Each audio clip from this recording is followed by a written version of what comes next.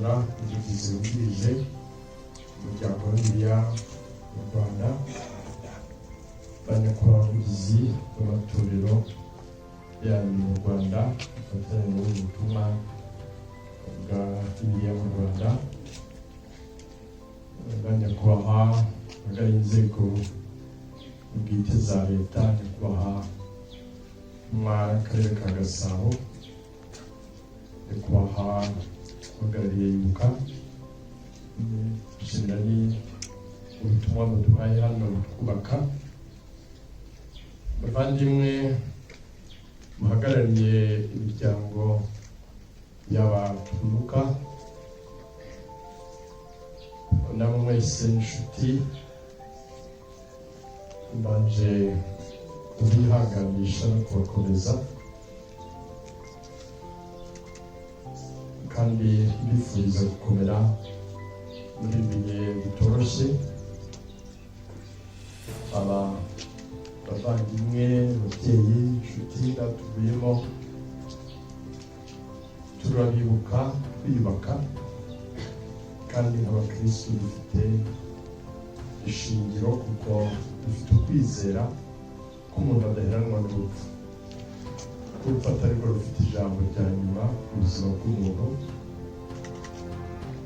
ko uvutse umuntu ubuzima wibwira ko birangiriye aho ngaho hatari ibyo ku munsi umwe waba uzahura imbere y'urukiko rw'Imana.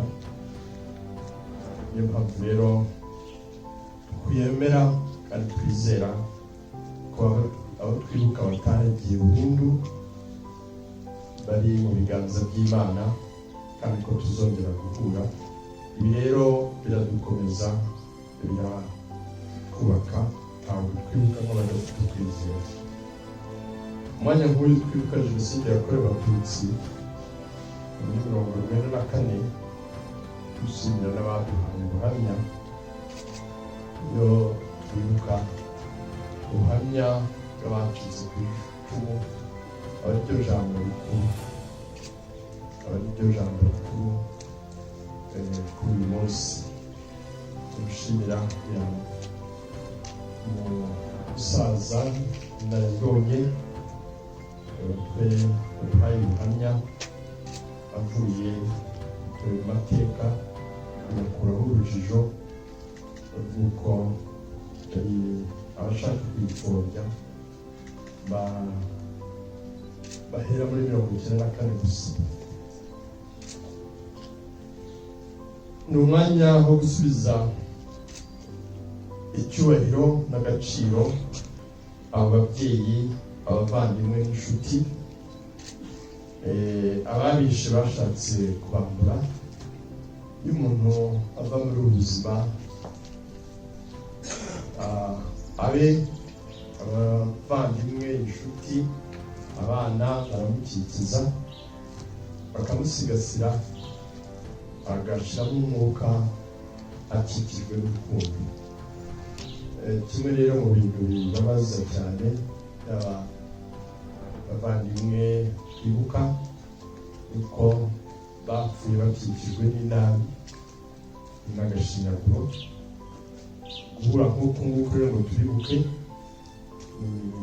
kubaha agaciro bakwiye no kubagaragariza urukundo rukwiye umubyeyi, umuvandimwe, inshuti.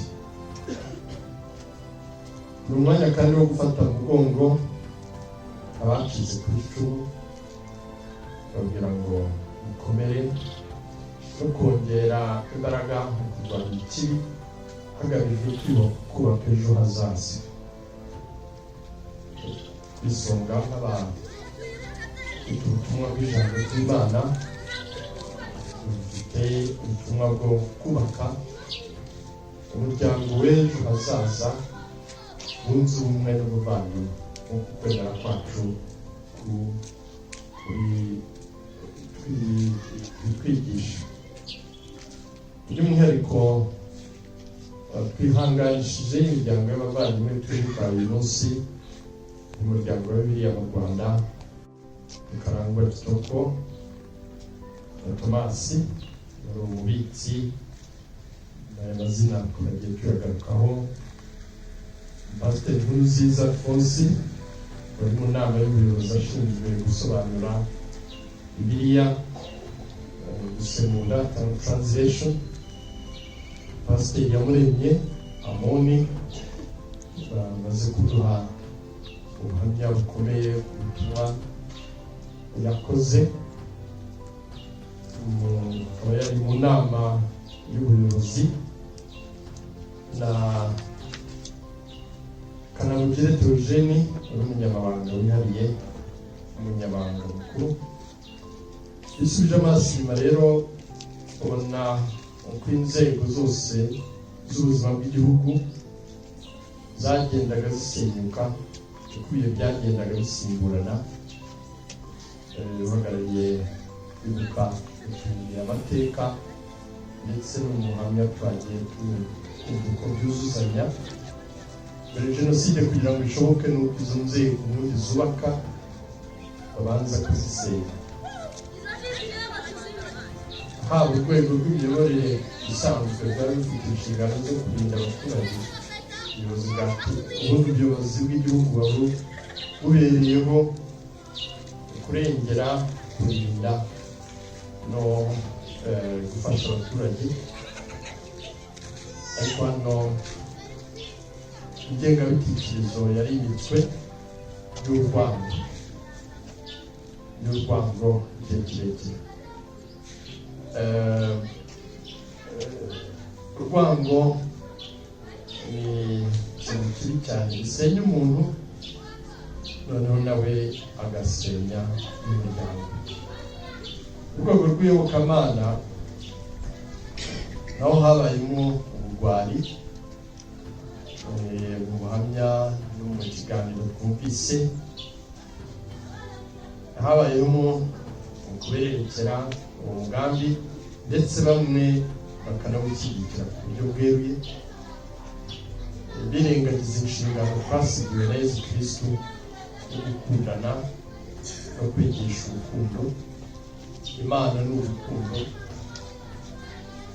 ishusho y'Imana mu muntu. Imana yaremwe mu ishusho ry'Imana. Ishusho y'Imana mu muntu ni urukundo. Iyo umuntu yabuze urukundo aba inyamaswa, ntabwo aba agifite ishusho y'umuntu muri we, kuko ishusho y'Imana muri we ni urukundo. Icyo kintu rero usanga kibabaje, ya shusho y'Imana muri we iba yahindanye, iba yashyizweho masike y'urwango, ku buryo nk'uko babitubwiraga, uriya ni umugabo Dareri w'abasirikare yavuga ati naje nabonaga ko ndi mukanitsa shitani sekibi kubera ukuntu urukundo rusimbujwe n'urwango. Umuntu ati isura y'umuntu na ya shusho y'Imana akayihindanya muri we. Bagashishikazwa rero hariho kwitiranya mu madini yacu n'amatorero, kwitiranya kugwiza abayoboke, aho kugira ngo koko habeho uguhinduka, ukwemera gutuma umuntu yimika urukundo akarushaho kugira isura ishusho y'Imana no kubona ishusho y'Imana muri mugenzi wawe, kubona ishusho y'Imana muri mugenzi wawe. Hari inyandiko iri ku rwibutso Nyamata, umuntu w'umuhanga yaranditse amagambo ashyira mu mutima cyangwa se mu kanwa k'ururimi k'umuntu, ku bantu biciwe hariya bazize jenoside, agira abwira abishi ati iyo uza kumenya uwo ndiwe nawe ukimenya ntabwo warangije ishusho y'Imana, nanjye ukamenya ukabona ko n'umwana nk'umwana w'Imana nanjye nifitemo ishusho y'Imana, ntabwo arangije kuko ari gusanga kugica ari ukwiyekura nawe ubwawe ni ukwiyica, kuko ndi turi abavandimwe. Ni ukuvuga rero ngo kwemera ivanjiri, urukundo rwari rwarigishijwe rwarasibwe himikwa urwango ku buryo ubukristu bwari izina. Mu Rwanda twagize umubare munini w'abantu bitiriwe ubukristu ndetse barakorewe imihango, barabatijwe, ariko ntabwo izo nyigisho n'uko kwemera kwaganjijwe n'urwango. Mu kanya gato bahinduka bijandika muri ibikorwa bibi twumvise mu nzego zinyuranye mu matorero yacu na kiliziya. Umuvugizi w'umuryango wa Bibiliya rero mu Rwanda uhuriweho na kiliziya n'amatorero, ndagira ngo mbonereho kongera gusaba abavandimwe duhuje ubutumwa n'inshingano guhora twisuzuma iyo twigisha, twisuzuma mu byo dukora, tukareba niba byose byuje urukundo no kubaka amahoro mu bantu. Amacakubiri n'inabi n'urwango rwa ya kamere y'umuntu yamugarijwe n'icyaha cy'inkomoko. Ya kamere y'umuntu yamugaye igahora ibogamiye ku kibi kurusha icyiza.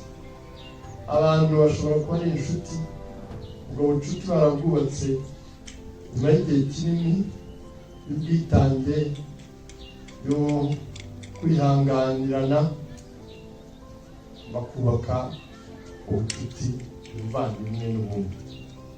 Ariko gusenya ubwo bumwe, ubwo buvandimwe n'urwo rukundo bafitanye ni mu gihe gito cyane.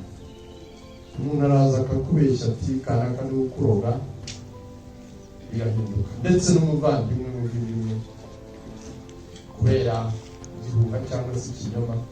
Gusenya rero biroroha, kubaka bisaba kuba warabyigiye. Ntabwo wakubaka inzu n'iyi, bisaba kuba warafashe igihe ukabyiga, bisaba amafaranga, bisaba imbaraga, bisaba igihe. Ariko gusenya ntibigombera umwashitekite kugira ngo usenye inzu yubatse, ntibigombera igihe, nta nubwo bisaba amafaranga. Kubabwira rero ngo ya kamere y'umuntu yamugaye ibangukirwa n'ikibi kurusha icyiza, bisaba imbaraga nyinshi. Uburyo rero bibabaje, niyo mpamvu tugomba guharanira kubaka urukundo, umuryango w'urukundo, kuko amacakubiri ya nabi n'urukundo umuntu yifitemo, noneho akitwaza ibyo abantu badasaba. Ari abazungu n'abirabura, bariya ni abazungu ntaho duhuriye. Baba ari bose ari abanyafurika, bariya ni abanyamahanga, ntabwo ari abanyarwanda, ntaho duhuriye. Wagera mu Rwanda, bariya ntabwo duhuje ubwoko, ntaho duhuriye, ntacyo dupfana. Wagera no mu bwoko, bariya n'abo mu majyaruguru n'abo mu majyepfo, ntaho duhuriye, n'imvugo yabo itandukanye n'iyacu. Wagera no mu karere kamwe, bariya barakize, twebwe turi abakene, amaboko atareshya ntaramukanya. Bariya barize, twebwe ntabwo twize. Wagera mu madini, bariya ntabwo duhuje ukwemera, ntacyo dupfana. Hari ayo macakubiri menshi yagiye abaho ashingiye no ku madini, kandi abantu bakagirira nabi ibi cyane. Ukubundi kuba abantu badasa cyangwa badahuje iki cyangwa kiriya, ntabwo bivuga yuko bagomba kubipfa, ahubwo kudasa. Pawulo mutagatifu abitubwira neza, ingingo z'umubiri, ntabwo umubiri wose waba amaguru, ntabwo umubiri wose waba amaboko. Amaboko akenera amaguru, amaguru agakenera amaboko, byose bikenera amaso. Ntabwo amaguru yagira aho yigeze adafite amaso. Mu budasa no kuba budahuje, ingingo z'umubiri ziruzuzanya zigahura. Ku buryo rero imbaraga z'abantu ziri muri uko kuzuzanya, naho undi ubuzima ntabwo bwashoboka, kandi Imana mu buhanga bwayo niko yabigennye. Ikeneye rero kwigisha cyane cyane abato kugira ngo bashobore kubana, kwiga kubana no kwakirana no mu byo badahuje, babibonemo imbaraga n'ubukungu kurusha uko babibonamo impamvu y'amakimbirane n'amacakubiri. Nk'abagize rero umuryango wa Bibiliya, dukwiye gukomeza gushyira imbere ubumwe bukomoka ku kwemera kwacu. Dufite amahirwe y'uko ijambo ry'Imana riraduhuza. Gukunda Imana, kuyemera no kuyiragiza biraduhuza. Duha agaciro ibyo duhuriyeho, kubahane mu byo tudahuje, ariko muri byose, cyane cyane muri byose, twimikaze urukundo, kuko ni rwo rwa mbere, niyo shusho y'Imana. Ibyo byose tukabikorana, tukabikora tubikomora mu ijambo ry'Imana ridufasha, ritumurikira tukarinda ibidutandukanya. Umuntu wifite mu rwango, ivangura n'amacakubiri, aba ari mu mwijima. Icyaha gishyira umuntu mu mwijima. Iyo umuntu ari mu mwijima, ntabwo abona. Iyo wicaranye n'umuntu mu mwijima, uravuga uti ashobora kubura umujura araza kunyiba, ashobora kungirira nabi. Ariko iyo urumuri ruje, usanga ari umuvandimwe wawe. Pawulo mutagatifu wiyitaga abanzi, abahakanyi n'abayobye, amaze kubona urumuri rw'ukwemera, yasanze ari abavandimwe. Bakamwishisha bamuhunga kubera ko bari baramwumvise, akavuga ati nimuhumure, turi abavandimwe. Urumuri rero rw'ijambo ry'Imana rudufasha kubona ko turi abavandimwe, aho kubona ko hari icyo dupfa. Ko naho tudasa, bitabuza ko turi abavandimwe mu abana b'Imana. Ibyo ndabivugira ko nubwo hari abo tuvuga bakoze nabi, yagiye bigarukwaho, hari n'abandi babaye intwari, bagerageza kurokora abahigwaga, nubwo bitari byoroshye, bimwe bagombye kuhasiga ubuzima. Uwo ni wa muntu wari ufite urumuri, uvuga ati uyu muntu ararengana, ni umwana w'Imana, reka ni umuvandimwe, reka murwaneho. Ndetse akaba yabizira, akemera guhara ibye, gutanga amafaranga no guhongerera abishi, ndetse bamwe bakahasiga n'ubuzima. Abo rero ni intwari, ni abakristo, nibo hari za mbuto evanjili tubwira zabibwe, imwe zigwa ku nzira, zagira icyo zitanga, izindi zigwa mu mava, nazo arazimiramo izindi zigwa ku rutare, izuba riguye zirarabirana. Ariko hari za mbuto nkeya zaguye mu butaka bwiza, zitanga umusaruro. Ahangaha twashimira Imana ku bitanze kugira ngo bashobore kurokora, guhisha, ndetse bamwe bakahagorerwa kugeza n'aho bahasiga ubuzima. Ku bufatanye bw'amatorero na Kiliziya rero rwa leta, umuryango wa Bibiliya ukomeje ibikorwa by'iterambere byubakiye ku kwigira no gufasha abarokotse jenoside yakorewe abatutsi kugera ku kwiyubaka ko ibintu abantu banyuzemo n'ibintu bigoye cyane bisaba kugira ngo tujye tubona abantu bahahamuka bakagwa muri koma nta malariya arwaye nta gifu arwaye nta wamukomerekeje ahubwo ari ububabare burenze ubushobozi bw'umubiri kubwakira. Niyo mpamvu rero tugomba kubitaho. Tukaba dufite gahunda zinyuranye harimo n'iyo kuvura ibikomere by'ihungabana ubu bimaze imyaka isaga 10 bikorera hano mu Rwanda rwego rwo gutanga umusanzu wacu. Bariya abantu bayoye hahamutse nta rushinge bamutera, nta kinini bamuha, ntacyo byamumarira. Ijambo ry'umuhanga abazi counseling na psychology, ijambo rigenda rimurema agatima, rigenda rihembera muri we icyizere n'akabaraga kugira ngo yeguke, nibyo n'umuti.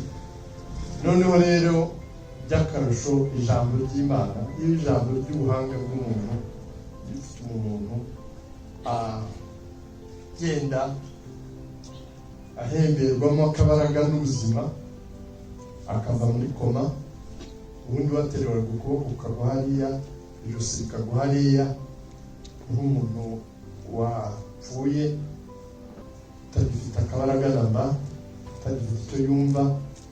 Ijambo rigahembera ubuzima muri we. Ijambo ry'Imana ryo ni akarusho.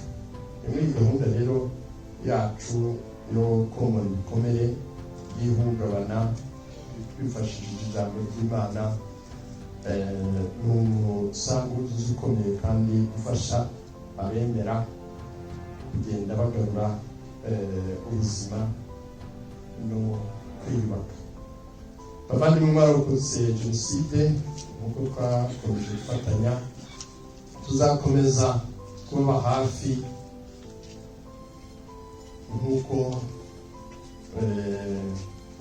nk'umuryango wanyu dufitanye igihango gikomeye cy'aba bazi jenoside bakuriraga cyangwa bari kumwe muri uyu muryango wa Bibiliya mu Rwanda.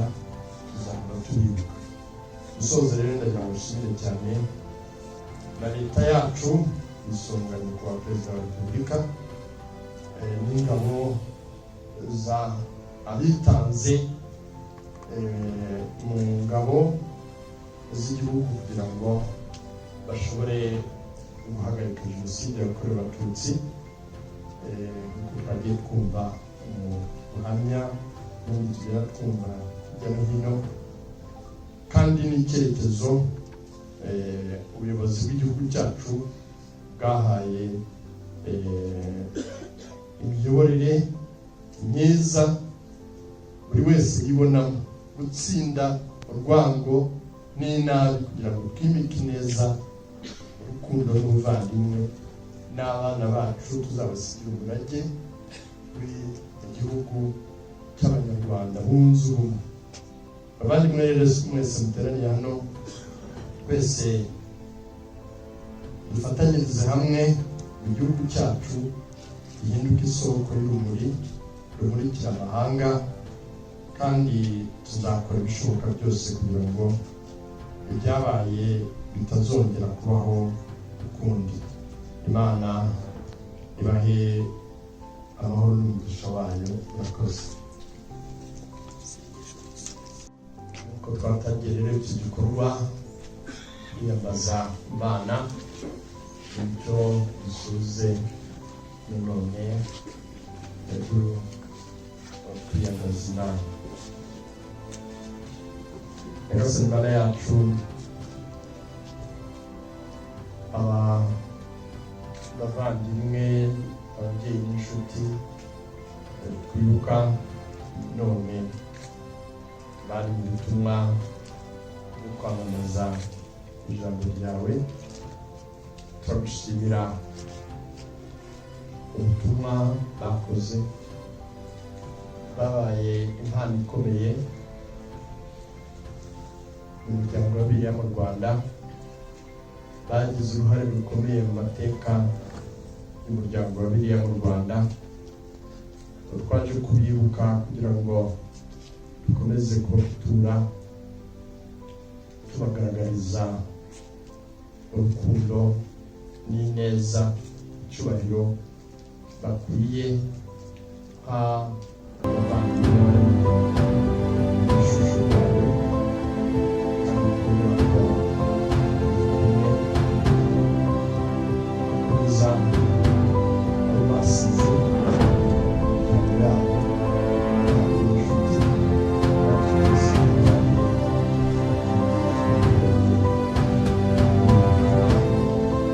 turasaba ngo udufashe igiti cyacu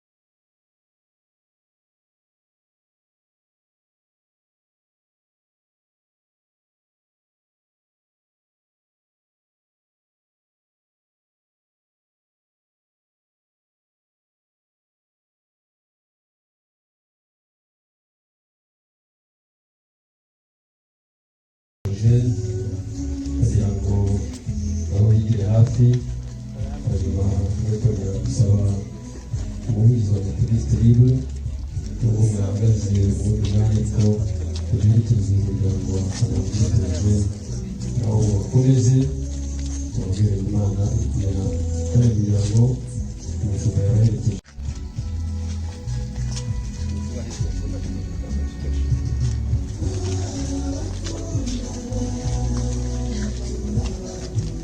akoze